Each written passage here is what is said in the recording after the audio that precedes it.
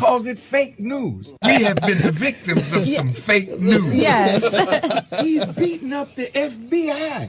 See, when Louis Farrakhan said what he said, they were hooping and cheering him on. If I said the same thing that Louis Farrakhan said, they'd be trying to make excuses for why I'm right. Everything lines up. Let's check it out. So I want y'all to listen to the clip of Louis Farrakhan. Wrote a clip. The nature of this administration is good for us. Because of Trump's way, he is an anomaly. There's never been no president quite like Mr. Trump. There's something that he's doing. Trump is destroying every enemy that was an enemy of our rise. Who's the enemy of our rise? Is it the Department of Justice, where we get none? Is it Congress, where you make a law that favors us and then you turn around and destroy it? Is it the media that has destroyed every black leader that stood up for us? Martin Luther King suffered it. Malcolm suffered it. He's attacking the media, calls it fake news. We have been the victims of some fake news. Yes. He's beating up the FBI. Go at it, baby. Hey, Heather. They've been beating the hell out of us. So let me say this. The clip kind of cut short a little bit, but let me put this in perspective. Why did I pick the clip of Louis Farrakhan talking about Trump? Because I think that he said some things that was accurate, right? Donald Trump is bucking against the system. Donald Trump is doing things that benefit the black community. Now, I don't agree with everything he said in that clip because he act like the country's against black people and all this other stuff while he live in a crazy mansion somewhere, getting rich and sending all his kids and friends' kids to private school potentially. But he did say something that I think black people should start recognizing. Go back and look at what Donald Trump did while he was in office. And this clip was while Donald Trump was in office. Go back and look at what Donald Trump did while he was in office. Go back and look at the things that you believe will benefit your community. Lower taxes, border security. I mean, you go down and name it. You name it, he did it. Urban revitalization. The First Step Act, which some people disagree with me on the First Step Act. I looked through the entire act. I thought it was a really good piece of legislation or a policy that I think was great. Me and Candace Owens lobbied for the First Step Act on Capitol Hill. I read it all. And most your Congress people didn't even read it. Some people were like, they're going to let rapists out. No, it wasn't, because that's not in the clause. It has to be a nonviolent crime. But anyway, we can go down the list. But Donald Trump has done a lot of incredible things. Why don't people get it? See, when Louis Farrakhan said what he said, they were hooping and cheering him on. If I said the same thing that Louis Farrakhan said, they'd be talking crazy about me, talking about I'm trying to make excuses for why I'm right.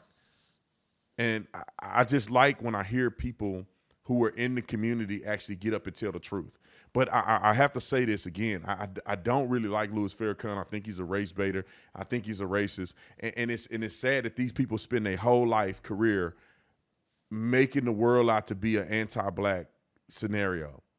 I just want to say this for the record. White folks ain't worried about you no more. Maybe 100 years ago, white people were worried about black people. White people ain't worried about black people. The system ain't just concocted just to hurt black people. Because, see, when it was only white people and black people that were the biggest majority, then, yeah, you could say maybe the Congress was set up for this and set up for that. Now we got other minority examples of them doing well in America. Asians doing well. Africans doing well. Not African Americans. There's African Americans that do well, but I'm saying when you look at the numbers of Africans that come here to America, they generally do better than African Americans. We got Mexicans come over here doing better than y'all. So when you look at the spectrum of what's going on, the country isn't against you. You're against you. You the ones got dirt all over, you got trash all over your community. You the one spray paint and graffiti and stuff. You the one gang banging on your street, shooting your brother and sister. You doing that. Little Johnny down the street selling y'all drugs, not the white man. Look, little Tyrone in there pumping and sweating and not taking care of his responsibilities. What do they have to do with the white man? Y'all the one worried about black men marrying white women. White people ain't worried about y'all.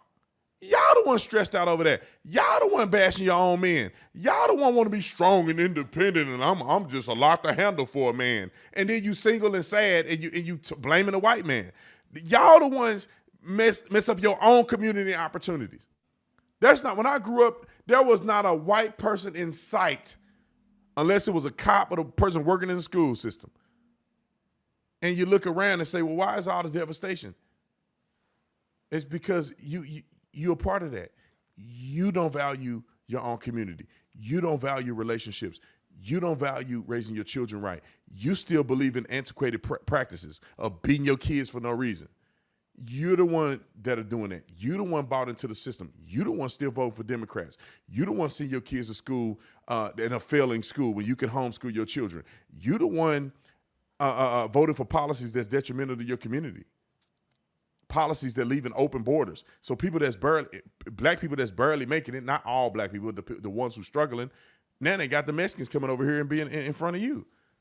They in front of line before you can get, you finna go broke. Barely putting food on the table.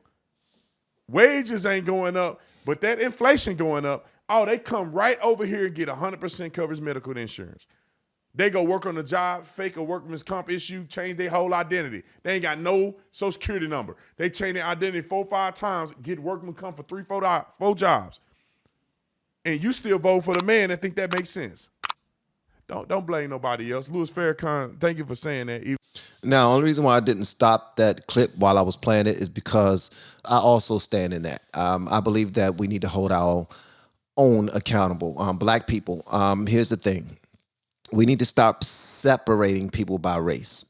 At one point, it was necessary. I'm not going to fake like we've never been in the point where it seemed like it was black on white, black against white, white against black, because of the people that was in power seem to have been setting some things up against African Americans. So there came some people who was leading the charge and trying to make sure that black people's voices were heard and that they receive the fair treatment that our Constitution said that we were supposed to receive. But after a certain point, guys, here's the thing. After a certain point, when we start to, make our way in society and get our jobs and be left alone for the color of our skin, and we're not bothered just for that, and we start tearing up our own communities, and we start destroying communities by selling drugs and killing one another and thieving and breaking into people's houses and stealing cars and all of the other things. I'm not even going to go down the line. That's not even important. But what is important is that we realize where we are today. Okay, one person's level of success does not necessarily say how the country is toward a certain group of individuals. It don't. I'm being realistic. It does not. But one thing is true. Money is what it's all about nowadays. If you ain't got it, then you are a part of the minority. You're not, and the minority is not a color anymore. Minority is about the people who don't have power, who don't have resources, finances, education, and all those things that are important for moving up to the next level. And if you don't have those things, you will be left behind. And if you're left with that antiquated way of thinking, then you will be left behind. And you will be holding other people back as well. And people like Louis Farrakhan at one point, and probably even still today. I say probably even today because I don't listen to Louis Farrakhan. I don't. I don't know what his teachings are or any of that. But I do know that I've heard him say before that the black man was being held under the thumb of the white man, and how unfair this country is, and all those other things. And at this point, that's just mumble. That's just like mumble rap, what we're hearing right now on the radio.